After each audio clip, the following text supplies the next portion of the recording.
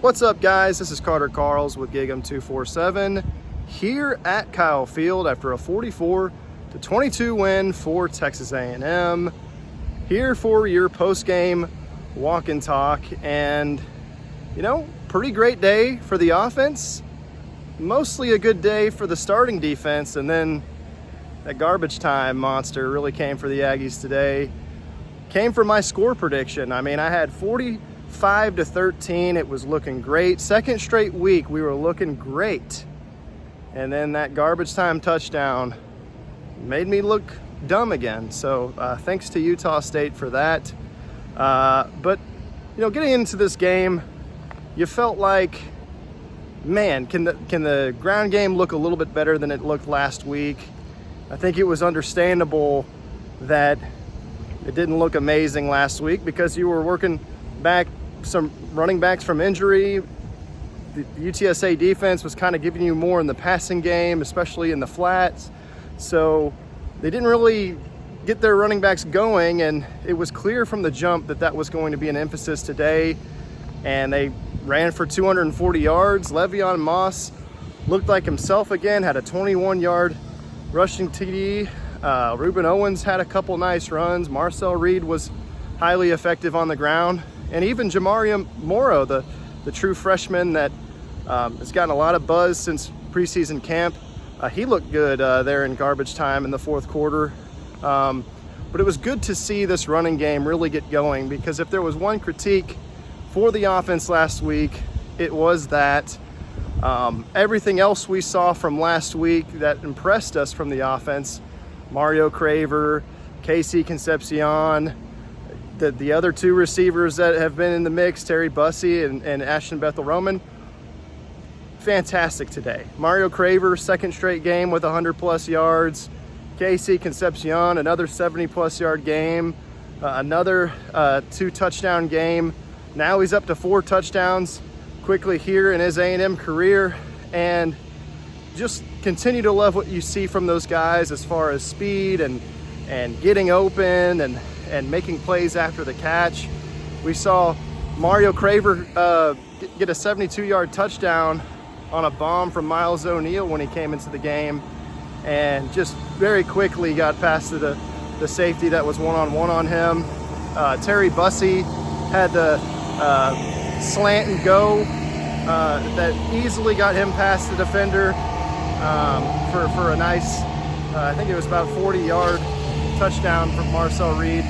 But just a lot to like in this receiving room that, again, just you compare it to last season and just a night and day difference. A lot more separation, a lot more, spacing and rhythm and timing.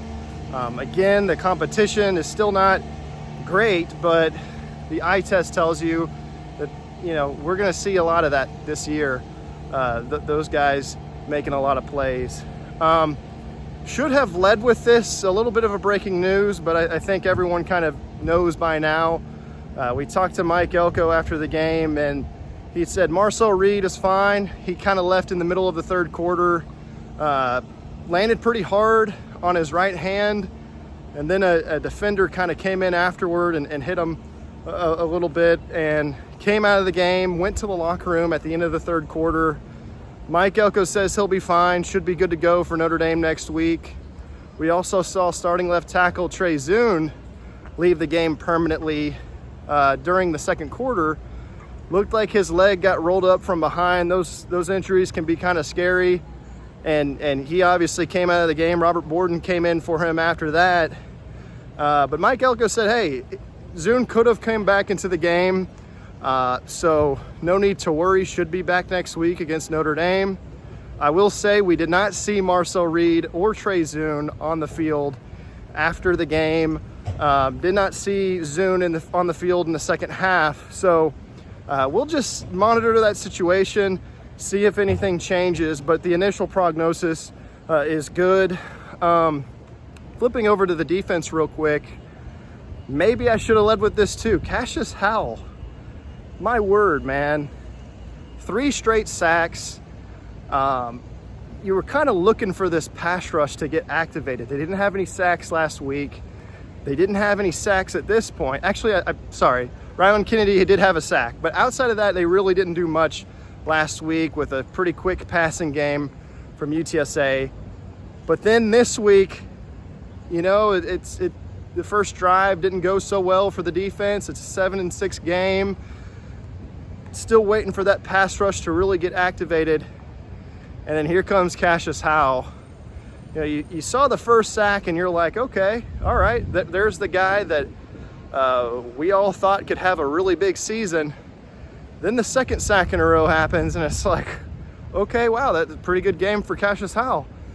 The 3 sacks in a row, though, that is unheard of. And I don't care if you're playing a middle school. 3 sacks in a row, that does not happen. It's actually the first time that's happened in a college football game since 2015. So it's been a decade since that's happened. Last game, Cassius Howell was also pretty active as a rusher. He had 5 pressures, but couldn't get to the quarterback because the passing game was pretty quick. This time, he makes the most out of his opportunity. And, you know, we've been talking about this guy all offseason as somebody that we think if there's any player from this defense that could break out and be an absolute star, it would be Cassius Howell. You know, since the moment he came to campus as a Bowling Green transfer last year, we all knew that he could be a really big difference maker as a guy who led the MAC in sacks, but he was the backup to Nick Scorton and Shamar Stewart last year. So, okay, how much can you do as a backup? Well, even as a backup last year, he had just as many pressures as Nick Scorton and Shamar Stewart, 2 very high draft picks last year. And you even kind of got the sense that, hey, this guy might even be better than those guys as a pass rusher. He's just as effective when you are 3rd and long and you bring him off the edge. He's making just as many plays as those guys, especially in the second half of the season. Well, so the question was, well, what's going to happen when he gets even more snaps? And we saw what he is capable of today. I think he's somebody that could be a high draft pick in the upcoming draft. The question was more, hey, how would he hold up as a run defender? How would he hold up? You know, penalties have been an issue for him. We even saw last week, you run to the edge against him, you can have some success. But as a pass rusher, the guy is special. And if he can put it all together, you're talking about an all-SEC big-time season out of that guy. And I remember asking him in camp, hey, you weren't named preseason all-SEC. How did that feel? And he had kind of said, like, hey, man, I'm used to being overlooked my whole life. I went to freaking Bowling Green. So it's the norm for me, but it motivates me. And I just remember thinking that of like, yeah, this guy's probably going to be all SEC this season, and people just have no idea. And with more games like he did today, absolutely he'll get there. The rest of the defense, I thought was decently good, above average for the most part. I thought that, you know, they, outside of a couple runs, you know, you had the 30-yard run from Miles Davis to open the second half, I believe.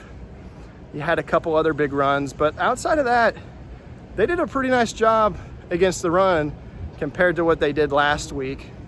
Pass rush was there more. I do think the secondary was a little bit more suspect compared to last week. Will Lee in particular, I felt struggled in coverage at times.